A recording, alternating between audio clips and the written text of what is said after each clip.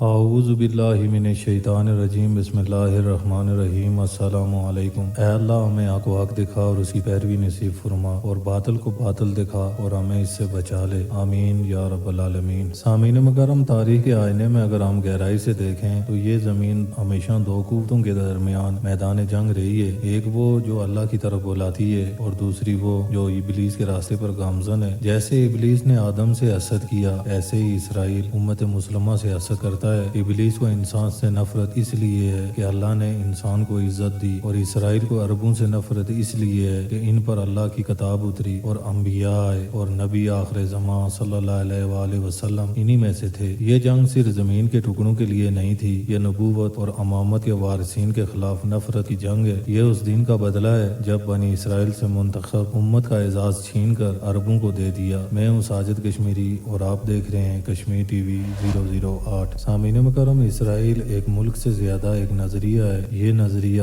کہ ہم چنے گئے لوگ ہیں اور باقی اقوام ہمارے غلام ہیں۔ توریت کی مسخ شدہ تشریعات کے مطابق مسلمان وہ قوم ہے جس نے ان کا مقام چھین لیا، اسی لیے ان کے ہر مذہبی رہنما اور سیاسی نظریہ دان کی نگاہ میں اسلام سب سے بڑا خطرہ ہے۔ سامعین مکرم، خلافت عثمانیہ عربوں کی محافظ تھی۔ اسرائیل کو علم تھا کہ جب تک خلافت باقی ہے بیت المقدس آزاد نہیں ہو سکتا۔ چنانچہ پہلی عالمی جنگ، لارنا صاف عربیہ، عرب بغاوت اور مصطفیٰ کمال جیسے مورے استعمال کر کے خلافت کا خاتمہ کیا گیا اور عربوں کو بغیر قیادت کے چھوڑ دیا گیا۔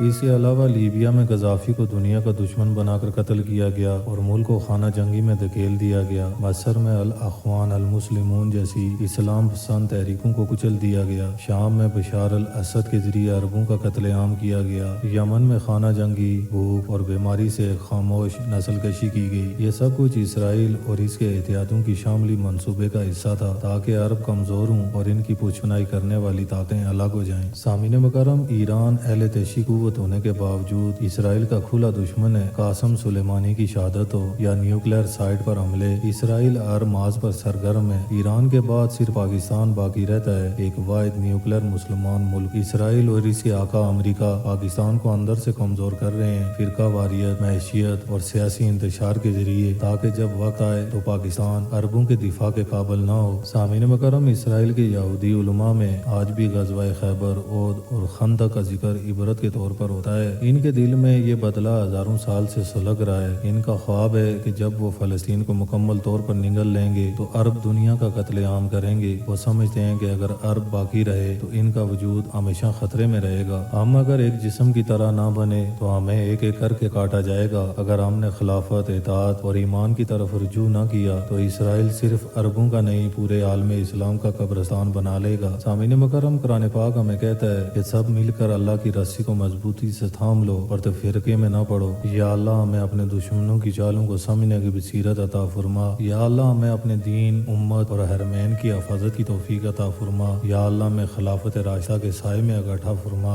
آمین یا رب العالمین۔ سامعین مکرم، یہ صرف ایک ویڈیو نہیں، ایک فکری دعوت ہے، ایک ایسا چراغ جو اندھیرے میں روشنی کی امید کی کرن بن کر جلتا ہے، ایک صدا جو خاموش امت کو جگانے کی کوشش کر رہی ہے۔ اگر آپ سمجھتے ہیں کہ وقت آ گیا ہے کہ ہم سچ کو سچ کہیں اور باطل کو پہچانیں اور اس فکری جنگ کا حصہ بنیں تو اس چینل کو صرف سبسکرائب نہ کریں بلکہ اپنی ذمہ داری سمجھ کر جڑیں، کیونکہ یہ کشمیر ٹی وی 008 ہے۔ یہ وہ آواز ہے جو خاموشی کے پردے چاہ کر رہی ہے۔ یہاں ہر ویڈیو صرف معلومات نہیں بلکہ ایک امانت ہے، ایک سفر ہے، امت کی نیند سے بیداری تک کا سفر۔ تو آئیے قلم اور زبان سے پہلے نیت سے جڑیں اور ہمارے اس قافلے میں شامل ہوں جہاں ہم ایک ایک قدم آپ کی طرف بڑھا رہے ہیں۔ چینل کو سبسکرائب کریں، ویڈیو کو شیئر کریں اور اس پیغام کو اس تک پہنچائیں جو آج بھی اندھیروں میں سچائی کا چراغ ڈھونڈ رہا ہے۔ جزاکم اللہ خیرہ۔ السلام علیکم ورحمۃ اللہ وبرکاتہ۔